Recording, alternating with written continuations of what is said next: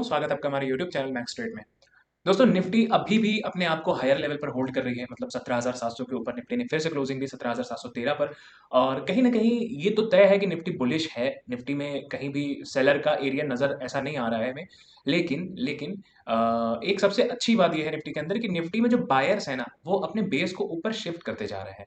Nifty में no doubt कि Nifty में कोई पुल बैक नहीं मिला अभी, ठीक है।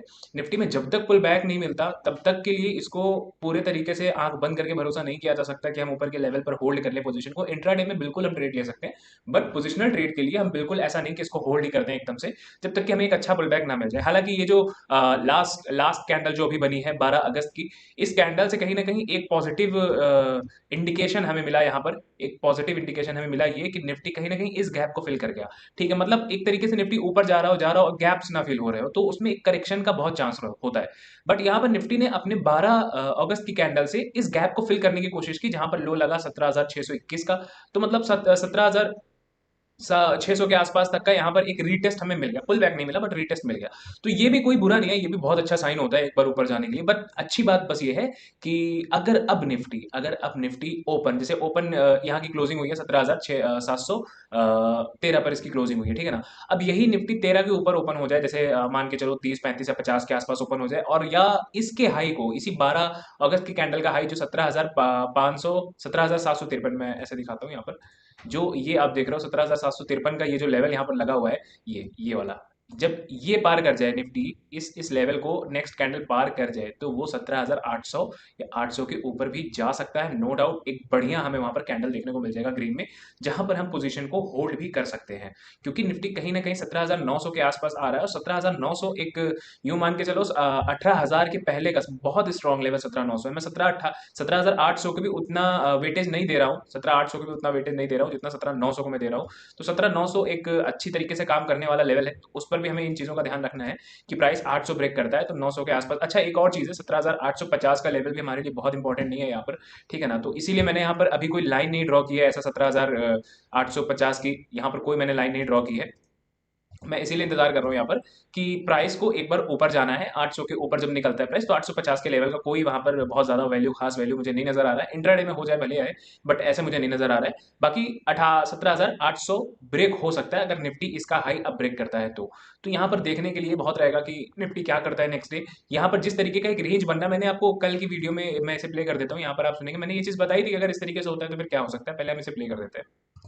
हाँ, ये है कि अगर निफ्टी कल फ्लैट ओपन होता है तो एक बार चांसेस है निफ्टी फिर से ऊपर चला जाए, या थोड़ा सा गैप अप यहाँ के आसपास हो तो निफ्टी फिर से ऊपर जा सकता है, ठीक। या हो सकता है इसी रेंज में निफ्टी थोड़ा सा रुकने की कोशिश करे। वो कल की कैंडल पर डिपेंड करता है। अगर कल की कैंडल यहीं पे रहती है, कल की कैंडल बिल्कुल इसी के अंदर रहती है, तो फिर मान सकते हो कि एक दो दिन निफ्टी कहीं ना कहीं इसके अंदर रहने वाला है। बट उसके लिए निफ्टी को फ्लैट ओपन होना पड़ेगा और थोड़ा सा ऊपर थोड़ा सा नीचे लगा के इसी रेंज के अंदर निफ्टी को रुकना पड़ेगा। तो दोस्तों, आपने देखा कि हमने पहले ही एनालिसिस कर रखी थी इस चीज़ की कि निफ्टी अगर फ्लैट ओपन होता है तो कहीं ना कहीं निफ्टी इस रेंज में रहेगा। और बहुत अच्छा हुआ कि निफ्टी ने एक लो लगाया जो कि एक गैप को फिल करने वाला लो था। अब इसके बाद कहीं ना कहीं पॉजिटिव चीजें हमें नजर आ रही है कि अब अगर निफ्टी इसके हाई को ब्रेक करता है तो चीजें बहुत पॉजिटिव है। 17,800 के ब्रेक होने के भी चांसेस हैं और 17,800 के ऊपर निकलने के भी चांसेस है। तो देखा जा सकता है कि मे बी निफ्टी अगर इस हाई लो के अंदर ही रहता है तो एक दो दिन कंसोलिडेट करेगा। यूं समझ लो जितना कंसोलिडेशन कर रहा है निफ्टी उतना ही अच्छा है ऊपर के लेवल के लिए। तो ये चीज अच्छी है। लेकिन कभी कभी ऐसा भी हो जाता है कि जब किसी सप्लाई लेवल के पास बहुत ज्यादा कंसोलिडेट कर जाए कोई चीज, तो जरूरी नहीं है कि वहां से ब्रेकआउट ही हो जाए। ऐसा भी मैंने देखा है कि वहां से एक सप्लाई आ जाती है, सेलर्स एक्टिव हो जाते हैं, प्राइस को लाकर नीचे पटक देते हैं। तो इन दोनों चीजों का हमें ख्याल रखना है कि निफ्टी अभी कंसोलिडेट यहाँ पर करता है, अभी यहाँ पर इस रेंज के अंदर निफ्टी रहता है, या इसके ऊपर निकलने की कोशिश करेगा। मतलब इस रेंज के अंदर निफ्टी अभी भी रहेगा या इसको ब्रेक करके निकलेगा ऊपर। तो अगर ऊपर निकलता है तो पोजिशनल ट्रेड हम बना सकते हैं वहां पर आगे के लिए। बट अगर नहीं निकलता है तो अभी भी हमें थोड़ा सा यहाँ पर ध्यान रखना होगा कि हमें किस तरीके का ट्रेड लेना है। तो दोस्तों, पोजिशनल ट्रेड के लिए हमारा बस यही एक व्यू है कि अगर निफ्टी कल के दिन, ट्यूसडे के दिन, कल तो ऑफ रहेगा, बट ट्यूसडे के दिन अगर निफ्टी कैप अप ओपन होता है और इसके हाई को ब्रेक करता है तो वहां पर एक बार हम पोजिशनल ट्रेड बना सकते हैं। इसका ब्रेक होना ही एक तरीके से ब्रेकआउट का सीन बन सकता है वहां पर। बाकी कहीं ना कहीं निफ्टी इस रेंज के अंदर अगर रहता है तो फिर वो रुकेगा कुछ समय के लिए। तो जब तक हम पोजिशनल ट्रेड नहीं लेंगे जब तक कि वो इसके हाई या इसके लो को ब्रेक करके क्लोजिंग ना देने लगे। हाई ब्रेक होता है तो क्लोजिंग का भी वेट नहीं करेंगे वहां पर, इसके ऊपर भी निकलता है तो भी हम ट्रेड कर सकते हैं। बट लो के लिए हमें क्लोजिंग का वेट करना पड़ेगा कि लो ब्रेक होने के बाद निफ्टी कहीं ना कहीं नीचे क्लोज करे तो एक बार हम पुट बाय करने की कोशिश करेंगे पोजिशनल ट्रेड के लिए, होल्ड करने के लिए। तो दोस्तों, ये तो था हमारा एक ओवरव्यू कि निफ्टी किस तरीके से बिहेव कर सकता है नेक्स्ट डे या ट्यूसडे आने वाले समय में। अब हम देख लेते हैं कि इंट्राडे में क्या अपॉर्चुनिटी हमें मिल सकती है और किस तरीके का ट्रेड हमें फ्राइडे को, लास्ट फ्राइडे को मिला था, और क्या क्या ट्रेड उसमें बने थे, क्या क्या ट्रेड हम कर सकते थे, तो उन सब चीज़ों को भी हम यहाँ पर देख लेते हैं। तो हम इंट्राडे टाइम फ्रेम पर आ जाते हैं यहाँ पर। दोस्तों यहाँ से वीडियो शुरू करने से पहले एक रिक्वेस्ट है कि जिन्होंने चैनल को सब्सक्राइब नहीं किया वो प्लीज़ चैनल को सब्सक्राइब कर दें और वीडियोज़ को शेयर करें। तो चलते हैं वीडियो पर। तो दोस्तों यहाँ पर आप देखोगे कि निफ्टी 9 बजे ओपन होता है, ऑलमोस्ट 10-15 रुपए के गैप डाउन पर निफ्टी ओपन होता है, या फ्लैट ही कह सकते हो आप, ओपन होता है, ठीक है ना। निफ्टी यहाँ पर थोड़ा सा गैप अभी था। अब यहाँ पर निफ्टी ओपन होने के बाद, यहाँ पर निफ्टी ओपन होने के बाद एक जबरदस्त तेजी नीचे की तरफ देखने को हमें मिलती है। अब इस चीज पर हमने क्या एनालिसिस की थी वो मैं वीडियो एक बार प्ले कर देता हूँ, आप उसको भी सुन लीजिए ताकि आपको समझ में आ जाए कि हम लोगों ने प्री प्लान क्या किया था, वो चीज यहाँ पर आप सुन लीजिए। तो ये चीज़ देखिए, एक चीज़ का ध्यान रखिएगा, अगर कल निफ्टी फ्लैट ओपन होता है या इन दोनों लेवल्स के बीच में ओपन होता है तो ये बहुत इंपॉर्टेंट होगा, ये ट्रेंड लाइन भी बहुत इंपॉर्टेंट होगी, ये जोन भी बहुत इंपॉर्टेंट होगा। तो आपको इन दोनों चीज़ों का बहुत ख्याल रखना है, ठीक है ना। अब मैं ये बताने का कोई मतलब नहीं है कि ये कौन सा पैटर्न है, आप देखोगे तो खुद ही समझोगे कि ये कौन सा पैटर्न है, ठीक है ना। आप इतने समझदार हो कि आपको पता होना चाहिए ये कौन सा पैटर्न है। ये इस तरीके भी ब्रेक करता है, ठीक।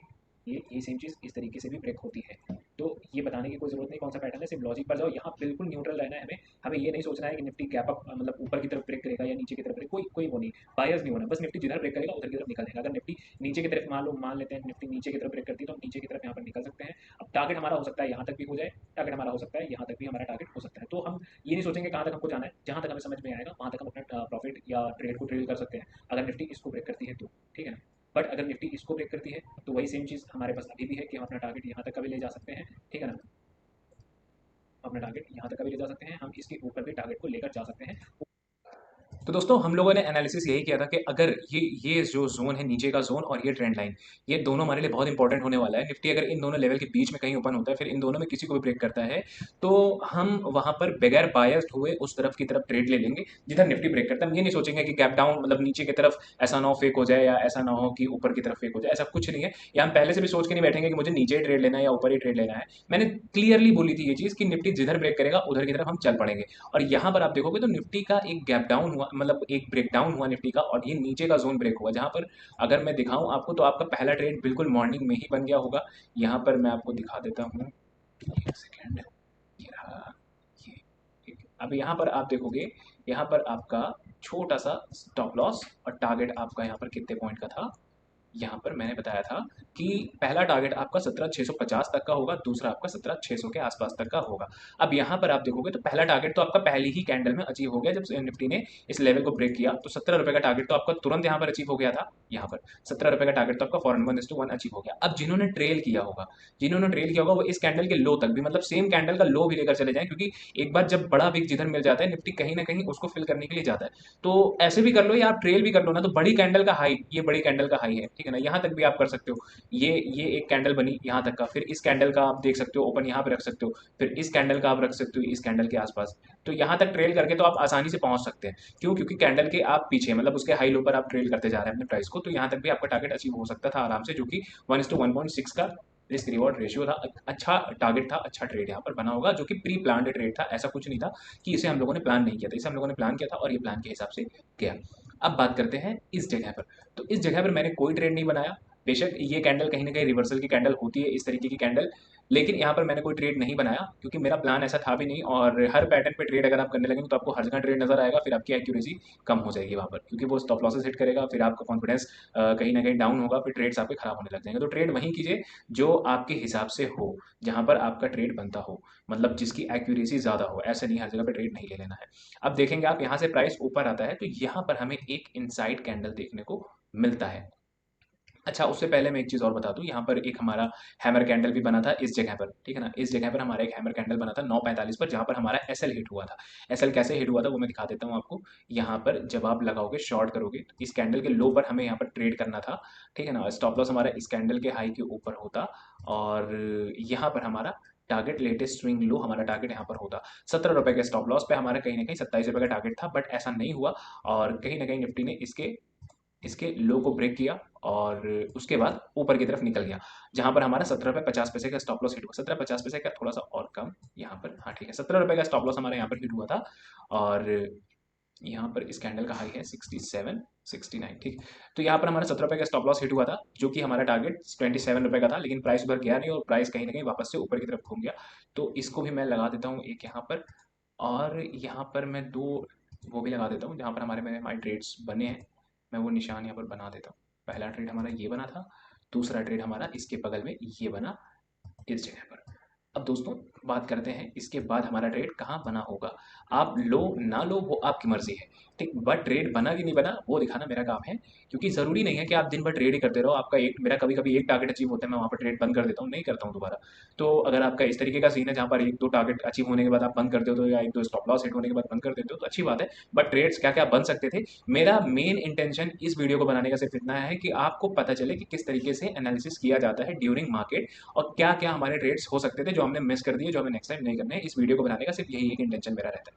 अब आप देखेंगे यहाँ पर तीसरा ट्रेड है वो यहाँ पर है इनसाइड कैंडल। ऐसा कोई नहीं है जिसको पता ना हो कि इनसाइड कैंडल का क्या रूल होता है। फिर भी चलो जिसे नहीं पता मैं बता देता हूँ, मैंने पीछे की वीडियोस में बहुत बताया, यहाँ पर आप जाओगे मैंने इनसाइड कैंडल की बहुत वीडियो बताई है, बहुत वीडियो बताई है, वहाँ से जाकर समझ सकते हैं। फिर भी ओवरव्यू के लिए मैं बता देता हूँ। इनसाइड कैंडल का मतलब होता है, इस पैटर्न में क्या होता है, एक मदर कैंडल होती है, एक इनसाइड कैंडल होती है। इनसाइड कैंडल मदर कैंडल के अंदर ही कहीं ना कहीं क्लोज होता है, ना उसके हाई को ब्रेक किया होता है ना लो को ब्रेक किया होता है, अंदर ही कहीं ना कहीं क्लोजिंग होती है।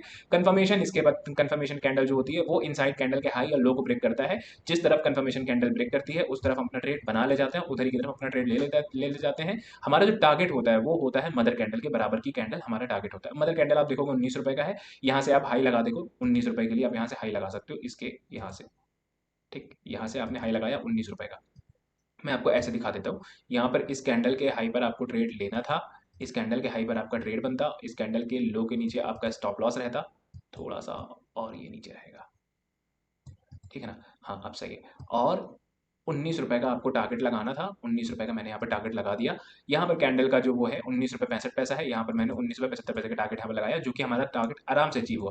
हम टारगेट को और ऊपर भी कर सकते थे, बट करने का कोई लॉजिक नहीं था। क्यों नहीं था मैं ये भी आपको बता देता हूँ। मुझे मेरा काम ये नहीं है कि मैं बस ऐसा दिखाने के लिए दिखा दूँ कि ये देखो 1:6 का टारगेट मिल गया, 1:10 का टारगेट मिल गया, ऐसा कुछ नहीं है। जो है सब लॉजिकल है, यहाँ पर कुछ भी इलॉजिकल नहीं है आपको मनगढ़ंत दिखाने के लिए। तो यहाँ पर आप देखोगे टारगेट क्यों हमारा सिर्फ 19 में होना चाहिए था, क्योंकि ऊपर हमारा लेवल है 17,700 का लेवल, ठीक है ना। 17,700 का लेवल आप देखोगे ये है। अब आपको पता है कि ये लाइन कहीं ना कहीं रेजिस्टेंस का काम करती है, सप्लाई का काम करती है, तो हमें राउंड लेवल के पहले ही कहीं ना कहीं एग्जिट हो जाना चाहिए। ये तो मैंने हर वीडियो में बताया, तो ये चीज़ आपको समझनी पड़ेगी। टारगेट आपको इसके पहले कहीं ना कहीं रखना रहेगा या इसी लेवल पर रखना रहेगा, ठीक। तो आपका तीसरा ट्रेड यहाँ पर बन सकता था अगर आप लेते तो। यहाँ पर मैं निशान लगा देता हूँ तीसरे ट्रेड का, ये हमारा रहा तीसरा ट्रेड इनसाइड कैंडल पर, ठीक। अब इसके बाद बात करते हैं हमारा चौथा ट्रेड कहाँ बन सकता था। चौथा ट्रेड यहाँ पर कहीं नहीं था, जहाँ से एक सप्लाई आई भी है। अच्छा देखिए 17,700 पर अगर हमने यहाँ पर एग्जिट नहीं किया होता, भले हमें टारगेट मिल गया होता ऊपर, लेकिन आप देखो सप्लाई कहीं ना कहीं 17,700 के पास से ही आई है। 17,700 के पास से ही एक सेल ऑफ आया है, सेलर ने कहीं ना कहीं ट्राई मारा है।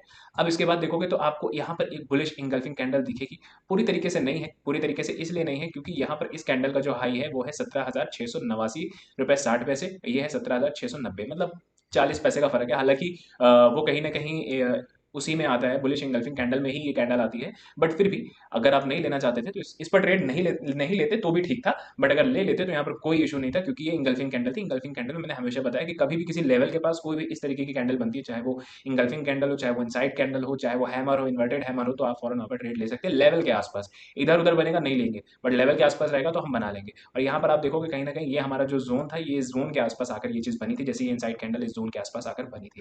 तो यहाँ पर सपोर्ट लेने के चांसेस थे, जैसे इसने सपोर्ट लिया वैसे इसने भी सपोर्ट यहाँ पर लिया और ऊपर की तरफ निकल गया। अब अगर टारगेट आप देखते तो 14 रुपये 60 पैसे की कैंडल थी, 14 रुपये 60 पैसे का टारगेट आप ऊपर शिफ्ट कर देते सिंपल से, तो भी आपको यहाँ पर मिल जाता आपको आपका टारगेट। अब दोस्तों बात कर लेते हैं कि आगे हमें कहाँ पर ट्रेड मिला होगा। यहाँ पर भी हमारा कोई ट्रेड नहीं बना था, इस जगह पर भी हमारा कोई ट्रेड नहीं बना। आगे हमारा ट्रेड जो बना है वो हमारा ट्रेड बना इस जगह पर। अब मैं यहाँ पर भी ट्रेड नहीं बता रहा हूँ, भले ये हैमर है, बट ये हैमर का कोई मतलब नहीं है, क्योंकि एक बार निफ्टी यहाँ पर रुक कर गया है, ठीक है ना। एक फॉल आता है फिर ऊपर जाता है तो समझ में आता है, बट यहाँ पर ये फॉल आया और यहाँ पर सस्टेन हुआ फिर वापस से नीचे आया। तो इस जगह पर सस्टेन एक बार हो चुका तो मतलब है कि यहाँ से सेलर, यहाँ से बायर एंटर हो चुके हैं, सेलर निकल चुके हैं ऑलरेडी। तो दोबारा जरूरी नहीं है कि वहां पर चला जाए, ठीक है ना। और अगर दोबारा यहाँ से वापस से एक सेल ऑफ आया, इसका मतलब है कि सेलर दोबारा से एंट्री यहाँ पर मारे हैं। तो ऐसे ऐसे केसेस में हैमर के काम करने के चांसेस कम हो जाते हैं, जहाँ पर एक स्टेबिलिटी आ जाए, ठीक है ना। तो यहाँ पर कोई ट्रेड हमारा नहीं था, भले यहाँ से प्राइस ऊपर गया, हमारे यहाँ पर कोई ट्रेड नहीं था। यहाँ पर भी हमारा कोई ट्रेड नहीं था, हमारा ट्रेड बना इस जगह पर। अभी ये जगह क्या है, ये मैंने अभी आपको यहाँ पर बताया था। ये कैंडल जैसे मैंने बताया बुलिश इंगल्फिंग कैंडल, ये बेयरिश इंगल्फिंग कैंडल थी। और यहाँ पर इस कैंडल का जो हाई था वो था 17,753 का हाई था, और लो जो बना वो 17,735 का लो बना, ठीक है ना। तो 53 - 35 अगर आप करोगे तो ये 18 रुपये का आपका स्टॉप लॉस यहाँ पर था। अब 18 रुपये के स्टॉप लॉस पर 18 रुपये का टारगेट भी आप रख लेते तो भी कोई इशू नहीं था वहाँ पर, ठीक है ना। यहाँ पर हमारा 18 रुपये का स्टॉप लॉस रहा, इसको थोड़ा सा ऊपर, ठीक है ना। इस जगह पर हमारा 18 रुपये का स्टॉप लॉस था। 18 रुपये का टारगेट भी हम यहाँ पर रख लेते जो हमारा आसानी से अचीव हो गया इस जगह पर।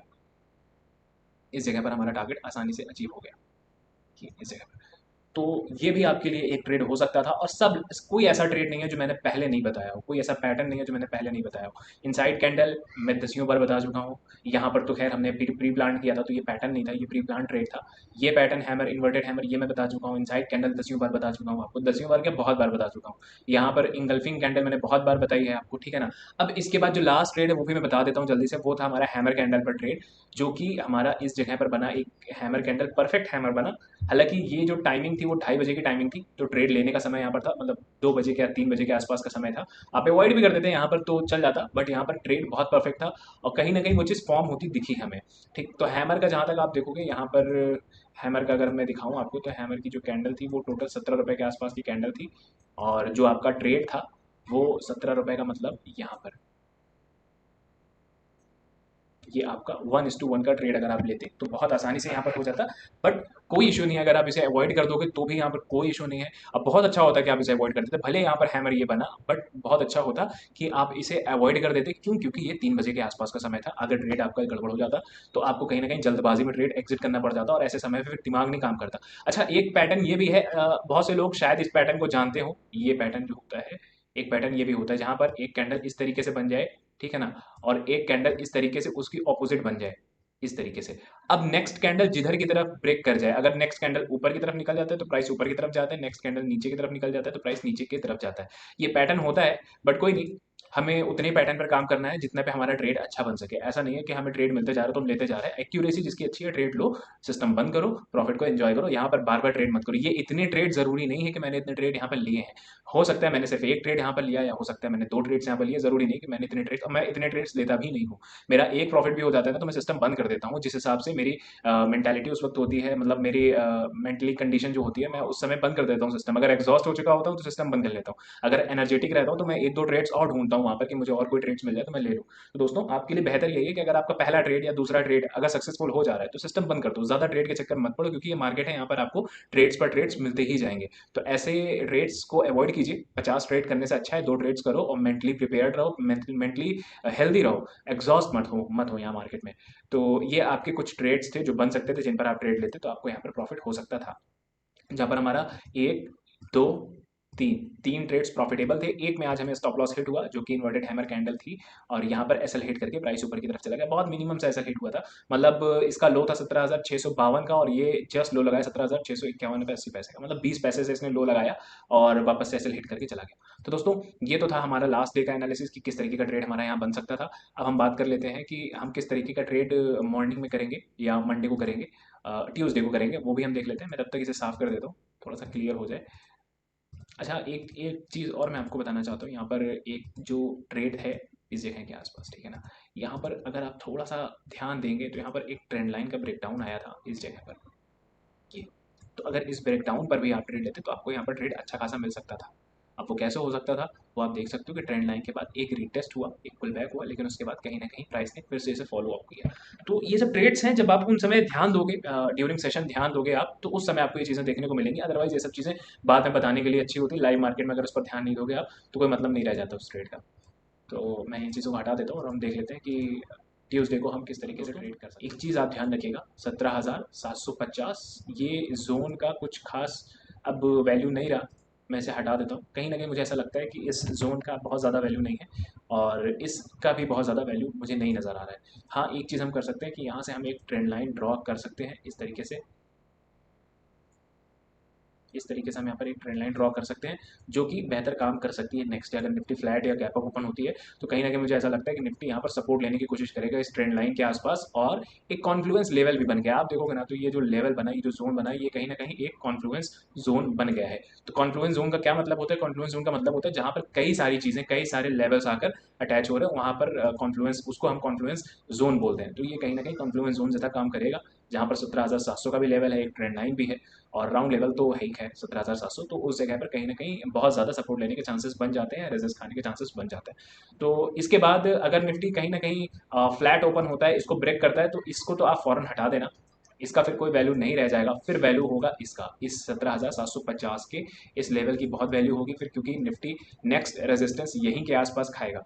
अब अगर निफ्टी इसको ब्रेक कर जाता है, सपोज करो निफ्टी कल गैप अप ओपन होता है, ठीक है ना, गैप अप ओपन होता है और निफ्टी यहाँ पर सपोर्ट ले लेता है या यहाँ के आसपास सपोर्ट ले लेता है, ठीक है ना, अगर इस तरीके से सपोर्ट लेके जाता है ऊपर और फिर रेजिस्ट खाता है यहाँ से, फिर जो नीचे की तरफ ब्रेक करेगा, तो मैं तुरंत ट्रेड नहीं लूंगा, मैं ट्रेड लूंगा इसके नीचे 17,700 के नीचे ही ट्रेड लूंगा, 17,700 के ऊपर पुट बाय नहीं करूंगा। जब तक ये 17,700 ब्रेक करके एक हल्का सा रीटेस्ट ना कर ले, तब तक हम नीचे के लिए ट्रेड नहीं लेंगे, तब तक हम यही मान के चलेंगे कि हम नीचे ट्रैप हो सकते हैं, तो हमें वहां पर पुट नहीं लेना है। अब अगर निफ्टी गैप अप के बाद यूं सपोर्ट लेकर वापस से ऊपर की तरफ निकलता है, ठीक है ना, तो ये जो भी लेवल होगा अगर यहाँ के आसपास होता है, ठीक है ना, या मान लो निफ्टी यहीं यहीं फ्लैट के आसपास ही ओपन हो जाती है, ठीक, तो इस लेवल को ब्रेक करते ही हम फौरन एक कॉल बाय कर लेंगे इस जगह पर जहां पर निफ्टी ओपन होगा, मतलब जो डे ओपन होगा, ठीक है ना, मैं एक सेकंड से हटा देता हूँ, यहाँ पर जो भी जो भी डे ओपन कैंडल होगी, ठीक है ना, जो भी डे ओपन, मान लो डे ओपन कैंडल यहाँ के आसपास आती है, ठीक है ना, तो इसका यहाँ पर एक लाइन में ड्रॉ करूंगा और फिर जैसे ही ये इसको ब्रेक करके निकलेगा, मैं इसी पॉइंट के आसपास मैं बाय करने की कोशिश करूंगा कॉल फॉर द टारगेट 17,751, और अगर इसके ऊपर निकलता है तो ऊपर हम 70 तक का जा सकते हैं, 70 तक का हम देख सकते हैं, ठीक है ना, तो 70 तक का हम वहाँ पर ट्रेड ले सकते हैं। तो इन चीज़ों का ध्यान रखना है, कहाँ कहाँ पर हमें ट्रेड लेना है, हमें ट्रेड कब लेना है, जब निफ्टी गैप अप ओपन हो जाए और एक सपोर्ट लेने की कोशिश करे, तो हम 17,750 या उसके ऊपर तक का 17,770 तक का एक कॉल बाय कर सकते हैं वहां तक के लिए, और ये कहीं ना कहीं एक रेजिस्टेंस का बढ़िया काम कर सकता है। अब अगर इसके ऊपर निफ्टी स्टेबल हो जाता है, यहाँ से ओपन हुआ, इस तरीके सपोर्ट लिया और यहाँ पर रुकता है निफ्टी, या कैसे भी ओपन हो जाए, कहीं पर भी ओपन हो जाए, बट अगर निफ्टी इसके ऊपर रुकने की कोशिश करता है, ठीक है ना, तो कहीं ना कहीं निफ्टी फिर ऊपर निकलने की कोशिश करेगा 17,800 के आसपास तक का या उसके ऊपर तक का, तो इन चीज़ों का ध्यान देना है हमें ऊपर के लिए। अब नीचे के लिए मैंने आपको बताया, अगर निफ्टी गैप डाउन या फ्लैट ओपन हो जाता है, यहाँ पर फ्लैट होता है, तुरंत आप पुट नहीं बाय करना, कहीं ना कहीं निफ्टी यहाँ पर सपोर्ट ले सकता है, ठीक है ना, निफ्टी ऊपर जाए, यहाँ के नीचे जब तक ना आए, 17,700 के नीचे ना आए और एक रिटेस्ट ना मारे, नीचे के लिए ट्रेड मत ले लेना, ट्रैप हो सकते हो। तो इन चीज़ों का ध्यान रखना, हालांकि निफ्टी वॉलेटाइल नीचे जा सकती है ड्यूरिंग सेशन, बट मैंने जैसा बताया कि ट्रैप मत हो जाना जब तक कि कंफर्मेशन ना मिल जाए। कंफर्मेशन कैसे मिलेगा, 17,700 के नीचे से पहले कोई पुट बाय मत करना, इन चीज़ों का ज़रूर ध्यान रखना। और ऊपर के लिए भी मैंने आपको ट्रेड यहाँ पर बता दिया है। तो दोस्तों ये हमारा ट्यूसडे के लिए एक ट्रेड बेहतरीन बन सकता है, तो इन चीज़ों का ध्यान रखिएगा ट्यूसडे के दिन, और ट्रेंड लाइन पर थोड़ा सा फोकस कीजिएगा, इस ट्रेंड लाइन पर। और जैसे मैंने यहाँ पर बताया कि यहाँ पर एक ट्रेंड लाइन बनी थी जहाँ पर इस तरीके का ट्रेड हो सकता था, तो दोस्तों इन सब टाइप के ट्रेंड लाइंस पर थोड़ा सा ध्यान दीजिएगा, क्योंकि ये ड्यूरिंग मार्केट बनते हैं और बहुत अच्छा यहाँ पर हमें टारगेट भी अचीव हो जाता है, बहुत अच्छा टारगेट हमें यहाँ पर अचीव हो जाता है, ठीक है ना, तो इन चीज़ों का आप ध्यान रखिएगा। अब दोस्तों अगर वीडियो पसंद है तो वीडियो को लाइक कीजिएगा, शेयर करना मत भूलिएगा और चैनल को सब्सक्राइब करना बिल्कुल मत भूलिएगा। और ये हमारा ट्विटर अकाउंट है जहाँ पर मैं बहुत सारे अपडेट्स डालता रहता हूँ इन सब टाइप के, तो आप यहाँ पर भी मुझे फॉलो कर सकते हैं। तो दोस्तों इस वीडियो के साथ डिस्क्लेमर है कि आप ये वीडियो सिर्फ एजुकेशनल पर्पज़ के लिए बनाई गई है, ठीक है ना, तो आप सिर्फ इस वीडियो के बेसिस पर ही ट्रेड ना लें, आप जो भी ट्रेड लें अपने फाइनेंशियल एडवाइजर से एडवाइस लेकर ही लें, यहाँ पर होने वाले किसी भी प्रॉफिट या लॉस की रिस्पॉन्सिबिलिटी सिर्फ और सिर्फ आपकी होगी। तो मिलते हैं नेक्स्ट वीडियो में, तब तक के लिए गुड बाय, टेक केयर।